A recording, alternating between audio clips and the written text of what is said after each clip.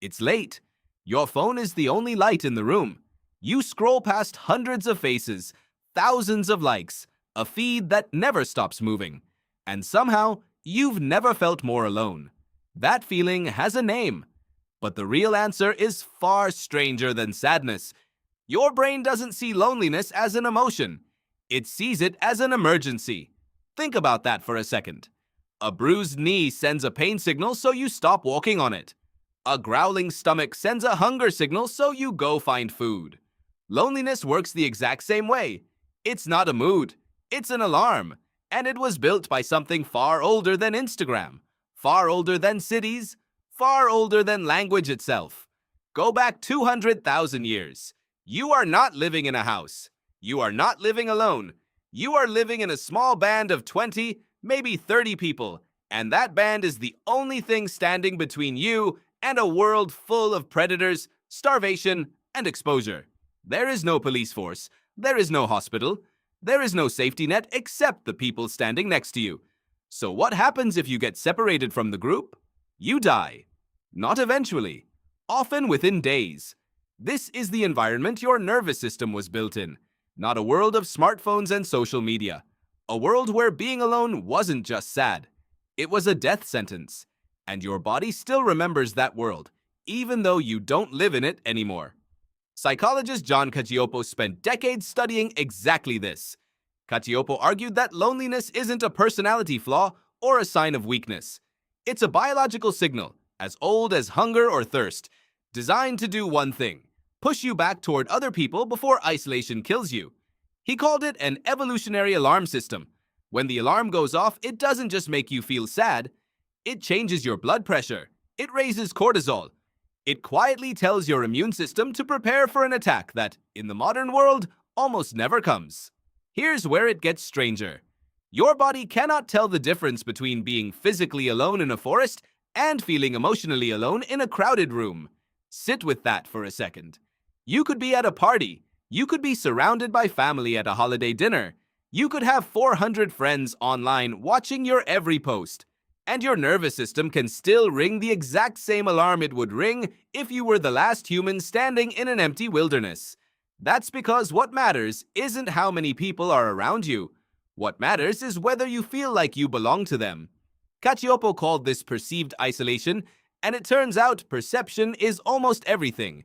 Two people can sit in the same room, same conversation, same laughter, and one of them feels held, while the other feels like a stranger watching through glass. The second person's body responds as if they are in danger, not because anything happened to them, because their brain decided the tribe doesn't see them anymore. Now rewind further to a darker chapter of the science. In the 1950s, psychologist Harry Harlow ran a series of experiments on infant rhesus monkeys that still unsettle people today.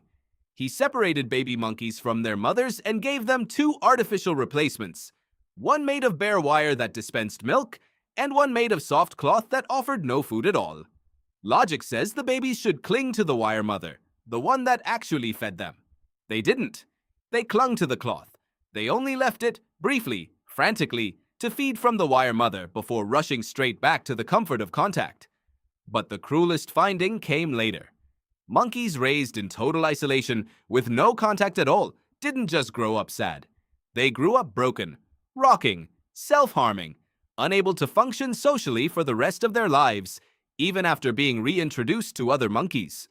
Harlow's work proved something brutal and simple. Connection isn't a luxury layered on top of survival. For social animals, connection is survival. Removing it doesn't just hurt. It rewires the nervous system permanently. You are a social animal too. More social, in fact, than almost any other species on Earth. And the data on what isolation does to you is not subtle.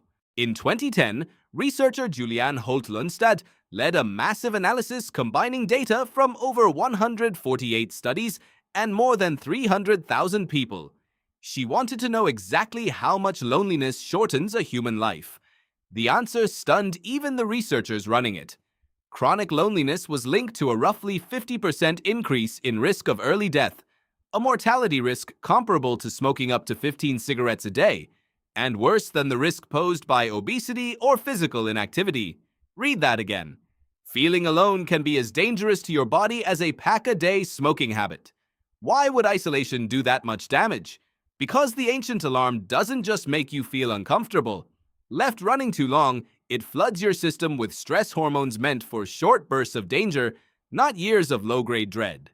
Chronic loneliness has been linked to higher inflammation, weakened immune response, elevated blood pressure, and a nervous system stuck in a permanent, exhausting state of high alert.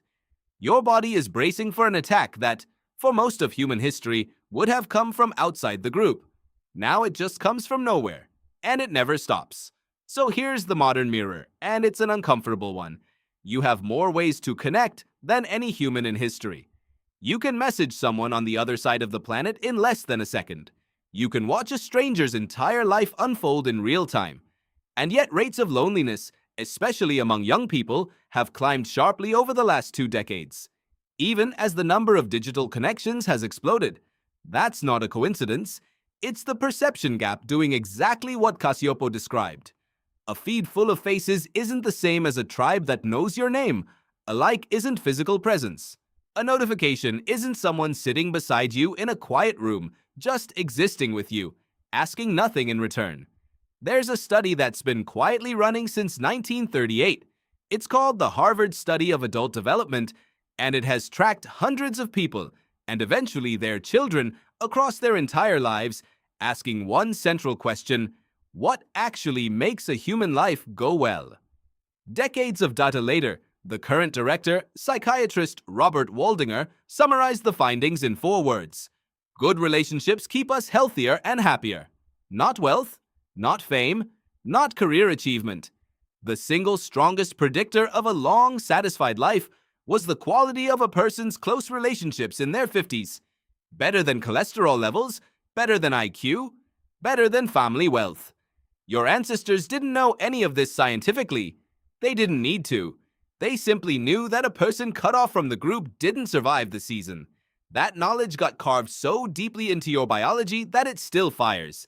Every single time you feel unseen, even now, even here, even in a world built almost entirely out of artificial light and digital noise. So the next time that ache shows up, that quiet, hollow feeling in a crowded room or in front of a glowing screen at midnight, try not to read it as proof that something is wrong with you. Read it for what it actually is. A 200,000-year-old alarm, still working exactly as designed, still trying to do the one job it has always had. It's not telling you that you're broken. It's telling you to go find your tribe. It's late. Your phone is still the only light in the room. But maybe, tonight, that ache isn't something to scroll past. Maybe it's the oldest, most honest signal your body has ever sent you.